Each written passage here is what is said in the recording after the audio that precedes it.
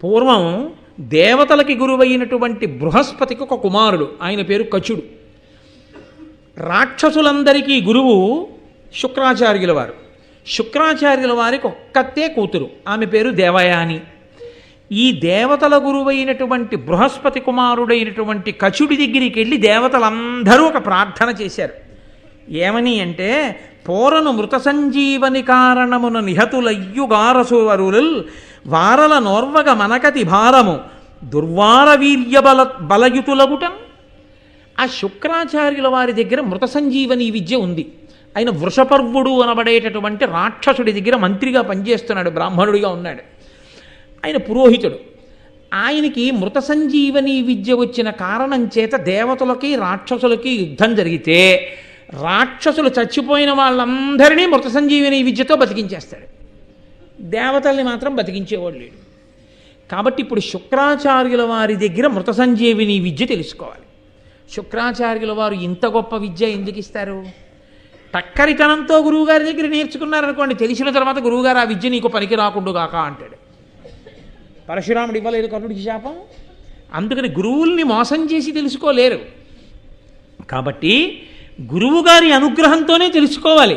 గురువు ఎందుకు వచ్చినా సరే ఎందుకు అనుగ్రహించేస్తాడు? గురు శుశ్రూష త్రికరణ శుద్ధిగా చేస్తే గురువు అనుగ్రహించేస్తాడు.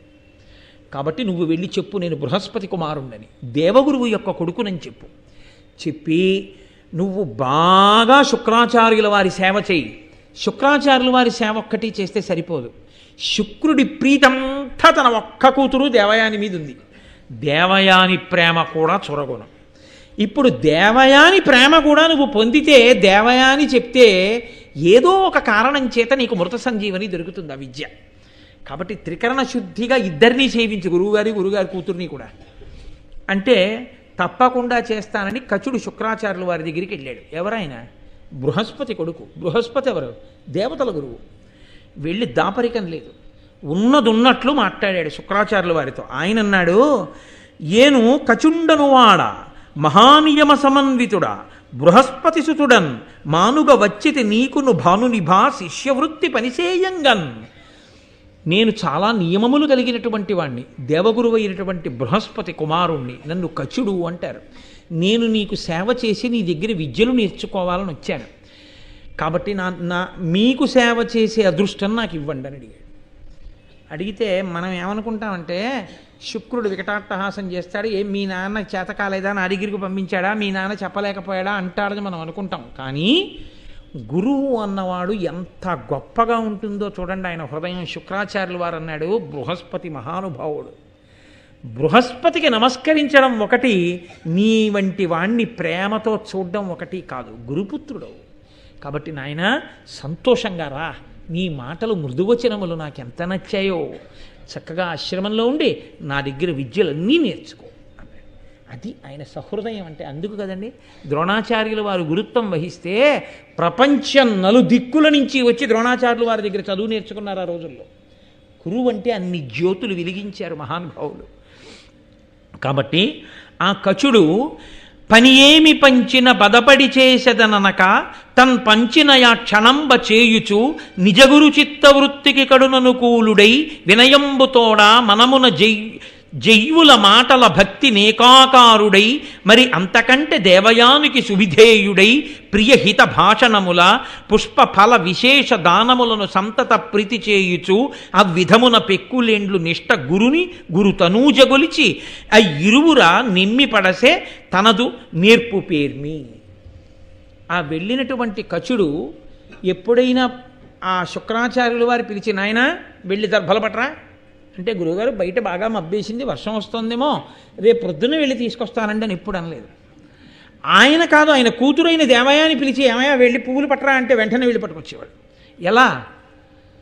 ఆయన దగ్గర ఎలా అయినా మృత సంజీవిని విద్య కొట్టేసి పట్టుకెళ్ళిపోదామనేటటువంటి కాపట్యంతో కాదు, త్రికరణ శుద్ధిగా గురువుగారు అని నమ్మి నేను సేవ చేస్తున్నాను కాబట్టి ఆయన అనుగ్రహించి మృత సంజీవని ఇస్తారు. కాబట్టి నేను ఆయన్ని అలాగే సేవిస్తానని త్రికరణ శుద్ధిగా సేవించాడు. ఫలములు తెమ్మంటే ఫలములు తెచ్చాడు, పుష్పములు తెమ్మంటే పుష్పములు తెచ్చాడు, సమిధలు తెమ్మంటే సమిధలు తెచ్చాడు. వాళ్ళిద్దరి యొక్క అపారమైన ప్రీతిని పొందాడు.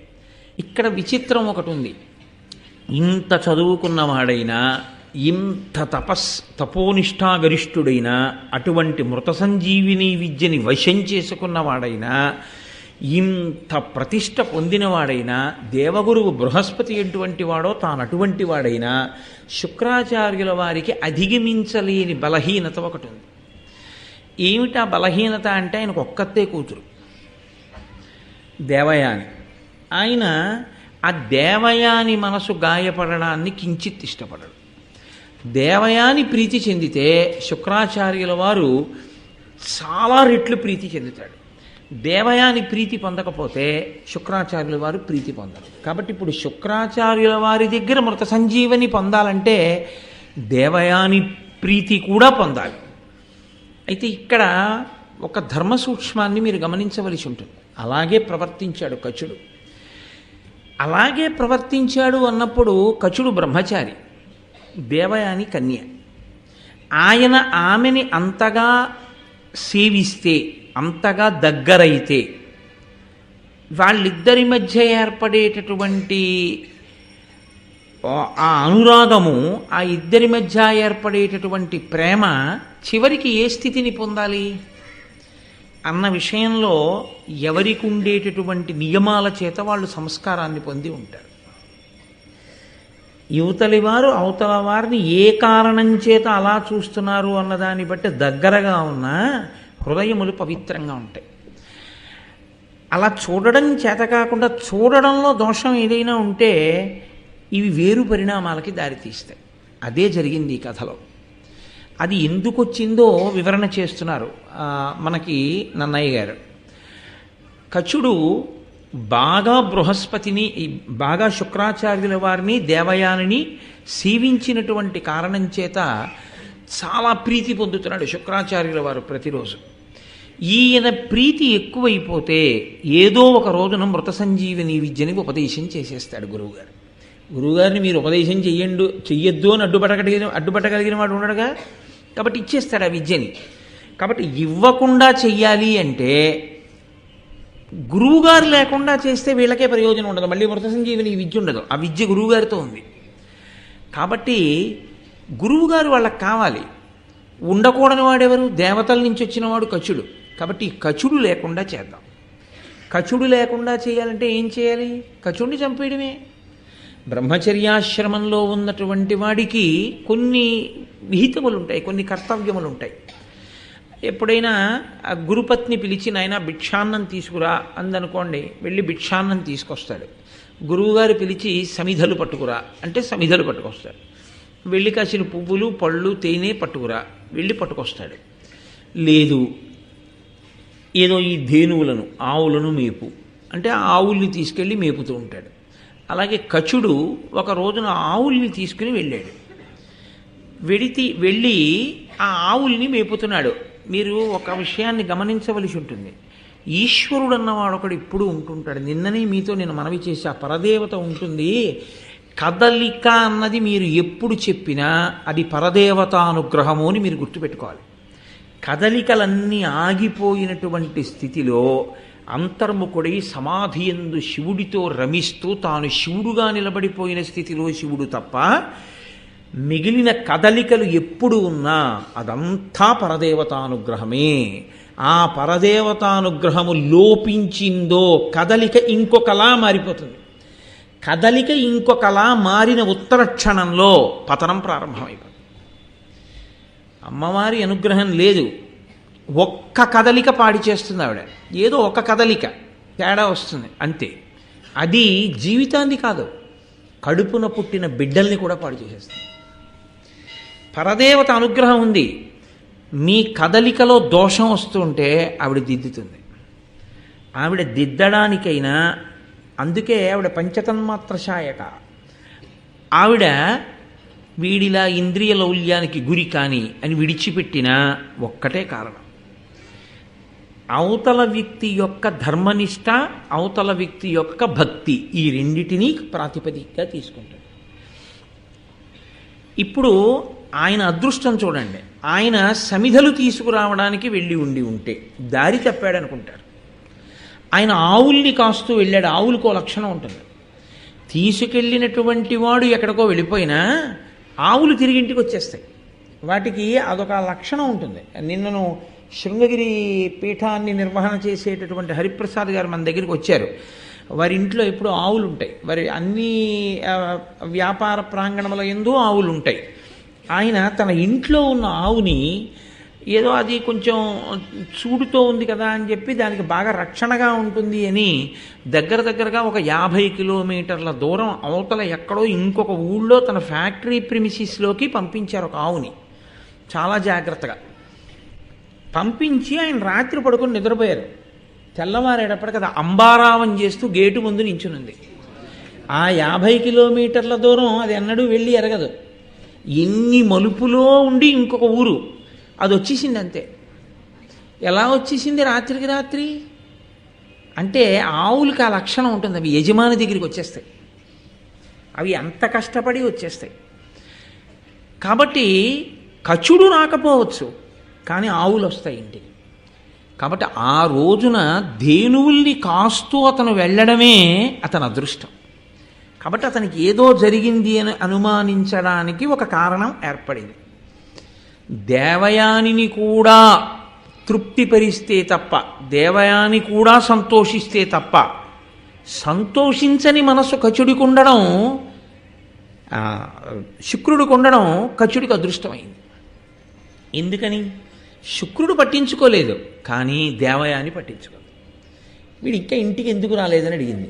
అలా అడిగేవాళ్ళు లేరనుకోండి, ఆయన ఏమైపోను, కుక్కలు పీకేసిన పులులు తినేసిన అయినా బతికించగలడు శుక్రాచార్యుల వారు. కాబట్టి ఇప్పుడు ఆ రాక్షసులు ఏం చేశారంటే ఆయన్ని తీసుకెళ్ళి ఓ చెట్టు కట్టేసి ఆయన్ని నరికి చంపేశారు. ఇప్పుడు ఆ కచుడు మరణించాడు. సాయంకాలం వరకు ఆవులు ఆ చుట్టుపక్కల మేత మేసాయి. వెనకాతల తోలుకెళ్ళిన వాడు ఎవరున్నాడో అతను మరణించాడు. చెట్టు కట్టేశారు. కాబట్టి ఇప్పుడు ఆ శవాన్ని పీకు తినడం కూడా చాలా తేలిక క్రూర మృగాలకి. ఆవులు తిరిగి వచ్చాయి. శుక్రాచార్యుల వారు పట్టించుకోలేదు. ఆయన సాయంకాలం తను చేయవలసిన హోమం ఏముందో అగ్నికార్యం అది చేసుకున్నాడు. చేసుకుని ఆయన ప్రశాంతంగా కూర్చున్నాడు. దేవయాని వచ్చింది. వచ్చి శుక్రాచార్యుల వారిని ప్రశ్న వేసింది. ఇది అద్భుతమైనటువంటి రచనా విధానం. ఇందులో ఎక్కడా కూడా ఇంకొక రకమైన మాటను అన్నయ్య గారు తిన్నగా వాడరు. అంటే మీరు అర్థం చేసుకుని ఉంటారు నన్ను. కానీ ఆమె హృదయము ఆయన యందు అనురక్తమయ్యున్నది అన్న విషయం మాత్రం ఆవిడ మాట్లాడుతున్న తీరు బట్టి స్పష్టం అవుతుంది. కాబట్టి ఆవిడంది శుక్రాచార్యుల వారి దగ్గరికి వెళ్ళి, వాడిమయాఖముల్ కలుగువాడ పరాంబుది గ్రుంకే ధేనువుల్ నేడిట వచ్చే ఏకతమ ఇష్టమయిన్ భవదగ్నిహోత్రముల్ పోడిగ వేల్వగాబడియే ప్రొద్దును పోయే కచుండు నేనియున్ రాడు వనంబులోన మృగరాక్షస పన్నగ బాధనొందెనో. ఇది మనసులో ఎంతో ప్రేమ ఉన్నటువంటి వాళ్ళు తప్ప మాట్లాడనటువంటి మాటలు. కచుడు అన్నవాడు వాడు తిరుగుతుండాలి, వాడు కనపట్టలేదు ఏంటండి ఇవాళ అని వెళ్ళిపోవడం వేరు. ఈవిడి ఇవాళ మాట్లాడుతున్న తీరు వేరు. దేవయాని అంటే దేవయాని ఆయన ఎందు కచుని ఎందు అనురాగమును పెంచుకుంటోంది అనడానికి ఈ పద్యం సాక్ష్యం. ఆవిడంది, వాడిమయూఖముల్ కలుగుబాడ పరాంబుది గ్రుంకే, చాలా తీవ్రమై వేడి కలిగినటువంటి కిరణములు కలిగినటువంటి సూర్యభగవానుడు పశ్చిమ సముద్రంలో మునక వేశాడు. అంటే సూర్యాస్తమయం అయిపోయింది. ధేనువుల్ నేటిట వచ్చే నేకతమ, వెళ్ళినటువంటి ఆవులు ఒక్క ఆవులే తిరిగి వచ్చాయి. ఆవుల్ని తోలుకుని వెళ్ళినవాడు తిరిగి రాలేదు. నిష్టమయిన్ భవదగ్నిహోత్రముల్ పోడిగా వెల్వగాబడియే, నీ అగ్నిహోత్రం ఉందే దానికి చక్కగా నువ్వు హోమకార్యం మాత్రం పూర్తి చేసేశావు, హవిస్సులు ఇచ్చేసావు, ఆ అగ్నిలో వ్రేల్చవలసినవి వ్రేల్చావు, దానికి చెయ్యవలసిన పూజ పూర్తి చేసేశావు. అంటే అందులో ఒక చిన్న దెప్పి పొడుపు ఉంది. నువ్వు పట్టించుకోలేదు కచుడు రాలేదన్న విషయాన్ని నాన్న. కాబట్టి నువ్వు సాయంకాలం చెయ్యవలసిన పని చేసేసావు, అగ్నికార్యం అయిపోయింది. కచుండు నేనియున్ రాడు, కచుడు మాత్రం తిరిగి రాలేదు. అంటే ఆవిడికి ఎంత ఆందోళన ఉందో చూడండి ఆయన రాకపోవడం మీద. కచుండు నేనియున్ రాడు వనంబులోన మృగరాక్షస పన్నగ బాధనొందెనో. వనంలో అరణ్యంలో మృగముల వలన కానీ రాక్షసుల వలన కానీ పాముల వలన కానీ ఏమైనా బాధ పొందాడో ఏమో. కాబట్టి నాన్నగారు కచుడు రాలేదు, నాకు చాలా ఆందోళనగా ఉంది అందాడు. అంటే వెంటనే దేవయాని ఏదైనా ఒక మాట అంటే దానికి చాలా ప్రాధాన్యత ఇస్తాడు శుక్రాచార్యుల వారు. ఆయనకున్న తన కూతురు మీద ఆయనకున్నటువంటి అభిమానము అవధి లేనిది, అంత ప్రేమ కలిగినటువంటి వాడు. అది తండ్రితనానికి దోషమా అంటే దోషమని చెప్పలేం, కానీ అంతటి మహాతపస్వికి అంత హద్దులేని ప్రేమ ఉండడం ఆశ్చర్యకరం. కాబట్టి ఇప్పుడు ఆ శుక్రాచార్యుల వారు ఒక్కసారి దివ్య దృష్టితో, నేను మీతో మనవి చేశాను, ఈ నేత్రం మనకు ఒక లక్షణం ఉంటుంది. ఇది కొంత దూరం మాత్రమే చూస్తుంది, మాంసనేత్రం. అంతకన్నా దూరం చూడగలిగినవి కొన్ని ఉంటాయి. వాటిని తపస్సంపత్తి చేత పొందినటువంటి దృష్టి అంటారు. అప్పుడు ఈ కన్ను మూసేస్తారు, ఆంతరనేత్రాన్ని తెరిచి చూస్తారు. చూసినప్పుడు వాళ్ళు ఇలా నేను చూస్తే ఎలా చూస్తానో అలా వాళ్ళు చూడగలరు, ఆ శక్తి ఉంటుంది. అలా ఉంటాయా అండి? నీకు లేదని ఎవడికో లేదని నువ్వు అనకూడదు. నువ్వు చేయలేదుగా అలా తపస్సు, నువ్వు అలా చేసి ఉంటే నీకు వచ్చి ఉండేది.